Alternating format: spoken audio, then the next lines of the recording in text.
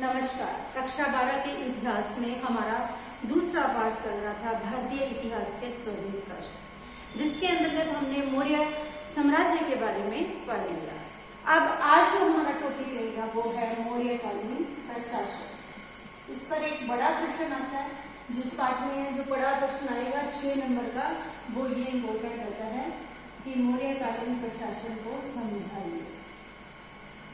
मौर्यकालीन प्रशासन की हमें जो विस्तृत जानकारी है यानी पूर्ण रूप से जानकारी है वो हमें चाणक्य के अर्थशास्त्र से और मेगास्थनीज के इंडिका से मिली। ये बुक्स के नहीं है, इंडिका से हमें इसके बारे में पता चलता है।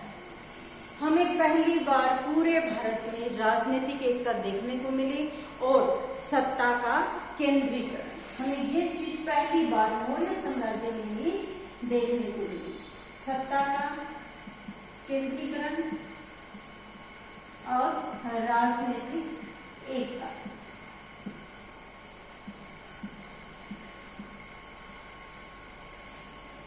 यहाँ पर जो प्रशासनिक अधिकारियों की, क्योंकि किसी भी प्रशासन को चलाने के लिए अधिकारी चाहिए, तो प्रशासनिक अधिकारियों की नियुक्ति से पूर्व उनका परीक्षण किया जाता था और वह परीक्षण था उपदा परीक्षण। उपदा परीक्षण, इस पर आपका 1 नंबर का प्रश्न आ सकता है कि उपदा परीक्षण क्या था या इससे तात्पर्य क्या है। तो उपदा परीक्षण के अंतर्गत उस व्यक्ति के चरित्र की जांच भली भांति की जाती थी कि क्या वह उस पद के योग्य है या नहीं। तो इस प्रकार से अधिकारियों की नियुक्ति की जाती है। अब इस राजनीतिक ढांचे को चलाने के लिए हमें प्रशासन के अलग अलग बिंदु चाहिए। तो सबसे पहले होता है केंद्रीय प्रशासन या शासन। तो केंद्र में बिंदु होता है राजा। राजा ही सर्वोपरि होता है और जो सारी संस्था है, सारा राज्य है, वह राजा के इर्द गिर्द ही घूमता है। केंद्र बिंदु में राजा होता है। जो नीति संबंधी जितने भी कार्य है वह राजा के द्वारा किया जाता था। राजा के अंदर ही व्यवस्थापिका, कार्यपालिका और न्यायपालिका निहित थी।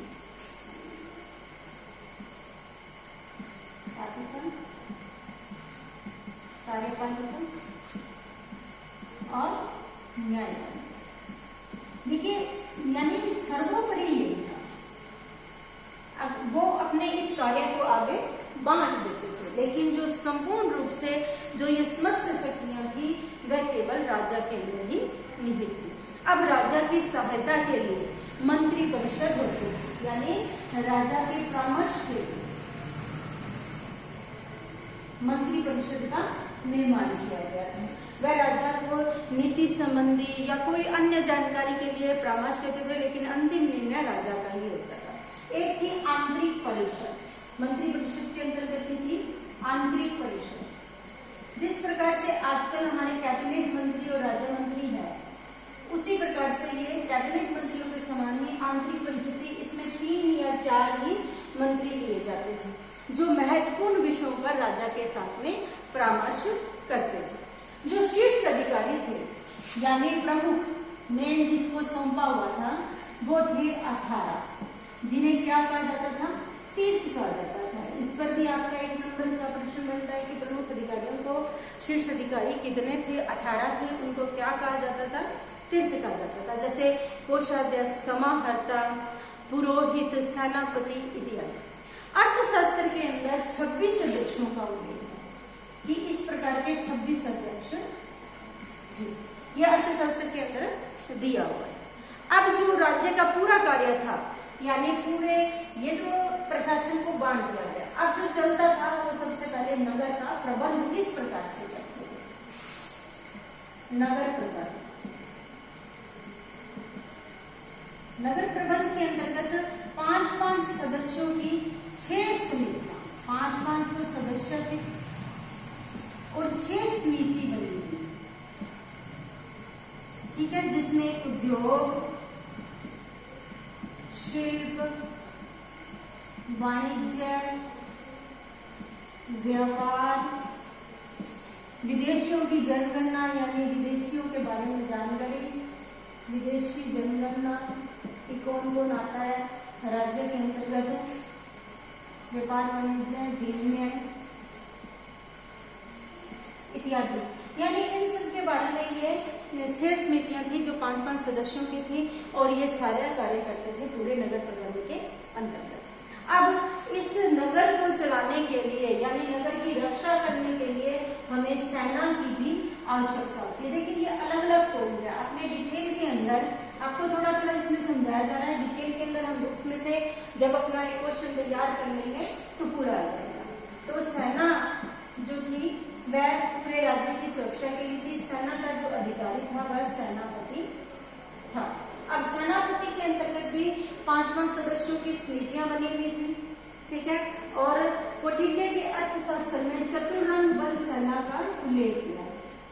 चतुर बल सेना को उल्लेख किया है। देखो सेनापति 6 प्रकार की सेना थी। एक अश्व पे थी, एक हाथी पे चलते थे, एक पैदल होते थे, एक रथ पर होते थे, एक नौ सेना थी। तो इस प्रकार से ये यातायात यानी कुछ साधनों में बड़ों में चलते थे। तो इस प्रकार से इनके पास में 6 प्रकार की सेनाएं थी और 5-5 सदस्यों की इसमें भी समिति बनी हुई थी जो इस सेना की ध्यान रखता था या इससे जुड़ी कोई भी समस्या के बारे में जानकारी देता था। गुप्तचर भी होते थे, गुप्तचर भी संस्था थी। गुप्तचर जिसको संस्था या संचार करते हैं, ये इसके 2 अंग थे। आपके इस पर के 2 प्रश्न आते हैं। गुप्तचर के 2 भाग कौन से थे?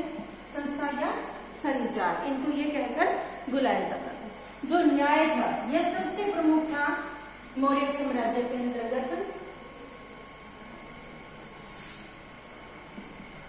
जो न्याय व्यवस्था थी, न्याय व्यवस्था के अंतर्गत धर्म, व्यवहार, चरित्र और राज शासन न्याय संहिता के स्रोत थे। यानी इसके आधार पर ही राज्य में न्याय किया जाता था। 2 प्रकार के न्यायालय थे, धर्मस्त्रियां और कंटक शोधन। ये 2 प्रकार के न्यायालय थे, दोनों के अलग अलग थे। धर्मस्त्रियां दीवानी मामलों का था और ये थे फौजदारी मामले। यानी दोनों पर अलग अलग न्याय किया जाता था। जो मामले सुलझाने के अंदर दंड कठोर था, यानी कठोर अगर साबित होने पर उसको कठोर दंड दिया जाता था। राजस्व समाहर्ता ये सभी विभाग के अधिकारी होते थे। सन्निदाता राजकोष का अधिकारी था। यानी आपके इसमें अलग अलग नाम दिए हुए उस समय उनको क्या दिया गया था उस प्रकार के आपको मेन बताया जा रहा है। अब क्या था कि राजा है जो जनोपयोगी कार्य भी करता था। सिंचाई, सड़क, सराय, इन सब का जो काम है वह भी राजा के द्वारा किया जाता था। अब है प्रांतीय शासन। ये तो नगर प्रबंध में सब चीजें आ गई है। अब है प्रांतीय शासन। प्रांत था प्रांतीय शासन। प्रांत था अशोक से पहले 4 भागों में था, लेकिन अशोक के बाद में 5 प्रांतों में विभक्त था जो ये साम्राज्य था वो। तो उसके अंतर्गत प्रांत में जो अधिकारी होता था वह राजकुमार होता था और अमात्य की सहायता से वह शासन का संचालन करता था। जो 5 प्रांत थे वो थे उत्तरा पथ, दक्षिणा पथ, अवंती पथ, तोशाली और मध्य प्रांत। मध्य प्रांत और कलिंग बोल सकते हैं हमने 5 प्रांत, या हम तोशली उसकी राजधानी थी, तोशली प्रांत भी बोल सकते हैं क्योंकि ये अशोक ने उसको जीतने के बाद में बनाया था। प्रांतों को आहार विषयों में बांटा गया।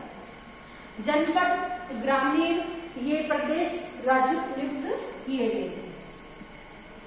जनपद, ग्रामीण, प्रदेश और राज्य इनकी नियुक्ति की थी हमने। पहले जनपदों के अंदर जनपद का अधिकारी होता था, ग्रामों के अंदर ग्रामीण होता था, प्रदेश क्षेत्र के अंदर एक में प्रदेश होता। इस प्रकार से अलग अलग अधिकारियों की नियुक्ति की गई थी। जो ये इस नाम के अधिकारी थे वे जो भूमि, न्याय, लेखों से संबंधित कार्य करते थे। ग्रामीण स्तर पर ग्रामीण अधिकारी करता था। इस प्रकार जो मौर्यकालीन प्रशासन था वह एक केंद्रीकृत व्यवस्था थी। जो हम पूरा मौर्यकालीन प्रशासन है उसके बारे में हम संपूर्ण जानकारी लेते हैं तो वो एक केंद्रीय शासन था, यानी सारा राज्य बांटा गया था। नमस्कार।